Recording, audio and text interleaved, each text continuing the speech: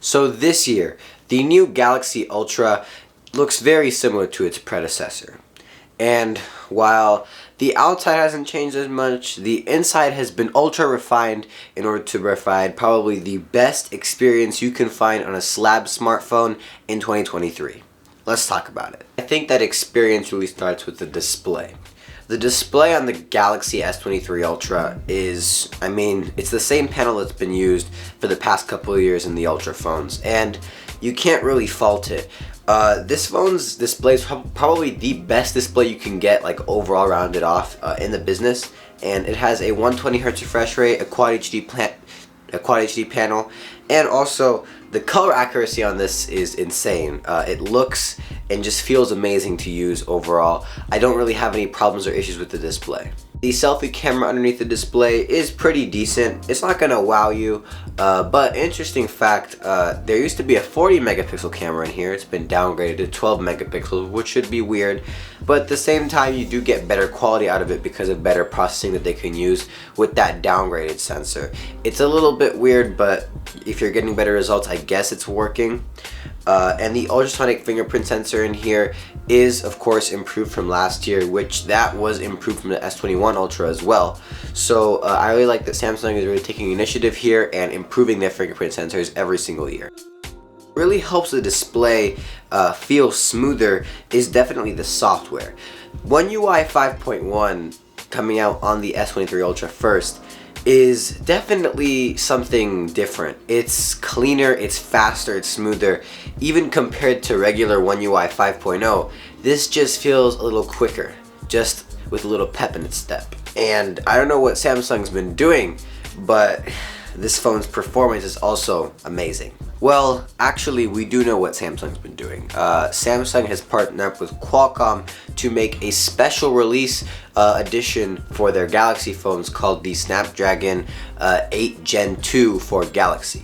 And so basically what this means is that you're going to get the same Snapdragon 8 Gen 2 performance as all the other phones in its class. However, you'll get slightly higher clock speeds and I guess more tuning for the S23 series in general. So basically this leads to slightly better performance and much better battery life than last year. Now in terms of battery life, this phone has made a huge jump, especially in competing with iPhones.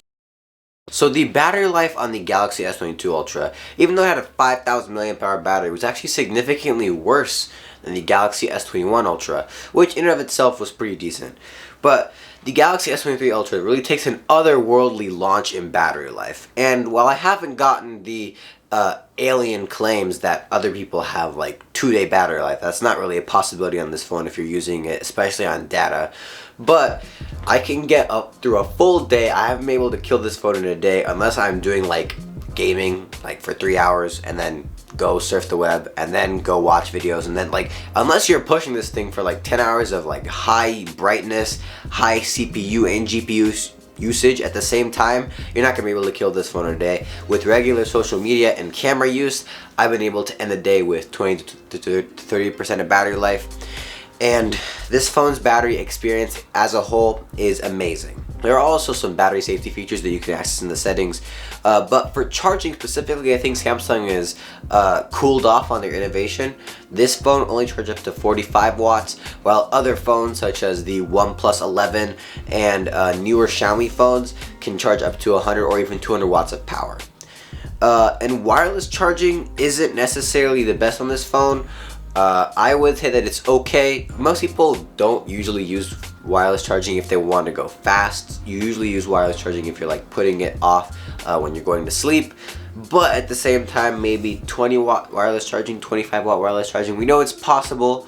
I just wish that it would come to this phone. As I mentioned at the top of the video, the design of this phone is eerily similar to its predecessor. You can see that in the back glass especially. If you compare these phones, especially with the camera bumps, they look awfully similar. However, the camera bump is slightly different. There are now raised lips on the sensors, which actually didn't appear last year. And my graphite color here has a very nice frosted back, which I enjoyed using. And also, I noticed this while using the phone without a case. Samsung has redesigned the body of the phone to be more boxy, kind of like the iPhones when they made the jump from the 11 to the 12. So when you try and grip it with its sides, also they added the fact that my color variant has matte sides, it's very grippable to the point where I didn't really think I needed a case. Then it kind of fell out of my pocket and I realized, hey, this is a 6.8-inch heavy phone, so I'm probably gonna need a case. But the design of this phone in general, I never really had a problem with it. However, I am gonna say I was never the biggest S Pen user. I still aren't. I still am not. So I'm gonna say this right here. I can't really provide any experience or advice with the S Pen. Maybe you guys should seek out other YouTubers if you're trying to look at that. But don't click off yet. Next up, we're gonna talk about the camera.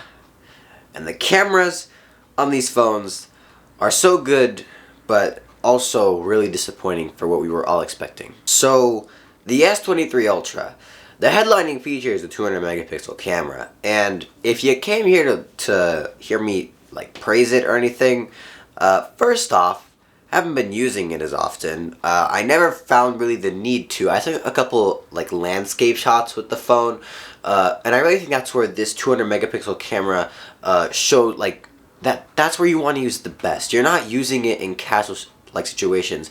If you're going to travel, especially if you just want to like take shots of monuments or statues or other stationary things like that, the 200 megapixel camera is amazing for that. But if you're doing things like taking pictures of moving subjects, which Samsung phones in and of themselves are not very good at, you're definitely not going to want to use the 200 megapixel camera for that. However, the detail that this camera provides in amazing lighting, yeah, you don't want to use this phone outside of daylight in the 200 megapixel mode. It's not very good.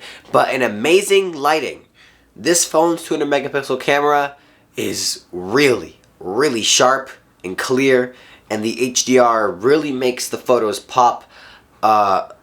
This is just an amazing landscape taking lens to use. Other than the 200 megapixel camera though, we do have our 10 megapixel telephoto lenses, our 10x lens for our periscoping zoom, so you can zoom all the way up to 100x. I personally rarely use that. 30x is pretty usable though.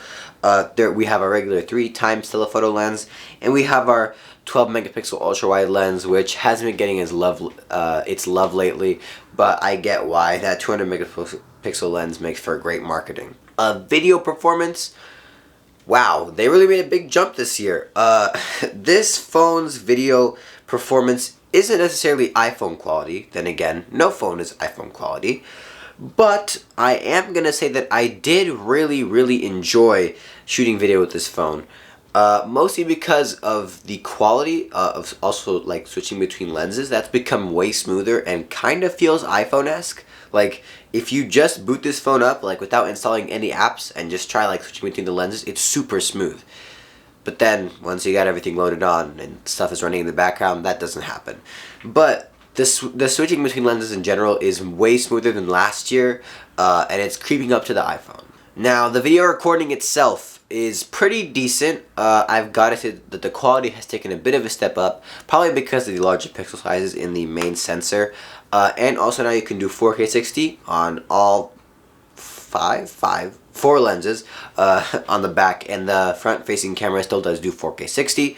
The video quality itself is pretty decent, maybe a little saturated, maybe a little blown out in some spots, but overall you won't be disappointed with the video of this phone, and I can say it's better than the Pixel 6 Pro.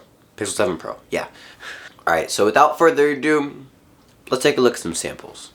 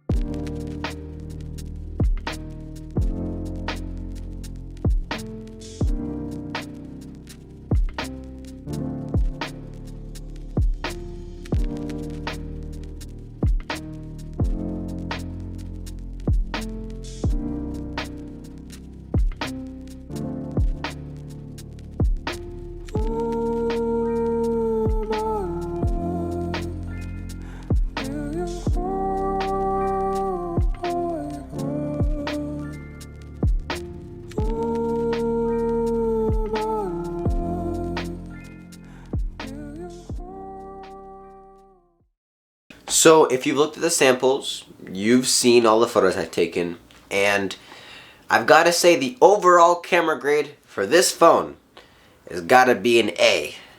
Then again, no phone is an A+, because in my opinion, there's no phone that has the perfect camera. It's just not, no phone is there yet.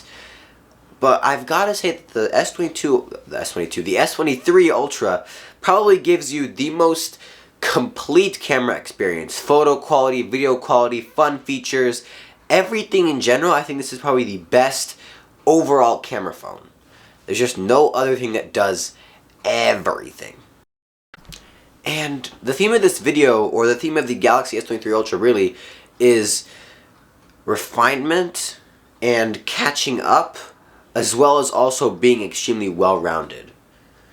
This is one of the most well-rounded phones I've seen in a while, with amazing cameras, amazing battery, amazing screen. There's nothing about this phone that's subpar, except maybe for the software, and that's more your taste. It's not necessarily that the software is bad here.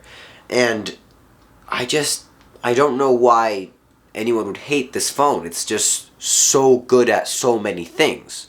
And as I mentioned it before, it's catching up to the iPhone in things that the iPhone has relatively held a crown to, such as video performance and battery life. And especially the standby battery life on this thing, you can leave it out on a table or desk and it won't drain like 10% overnight like most other Android phones do. It'll drain at least 1 or 2%, more iPhone-like. And I think this is great, as Samsung is also partnering up with other companies to add social media integration like Snapchat, Instagram, and soon to be TikTok. And this is just making the S23 Ultra more desirable to more people. And it's Samsung, so they're going to make their money. That's my review of the Galaxy S23 Ultra. If you liked it, please subscribe, please like, and comment what you want me to review next. I'll see you all next time. Peace.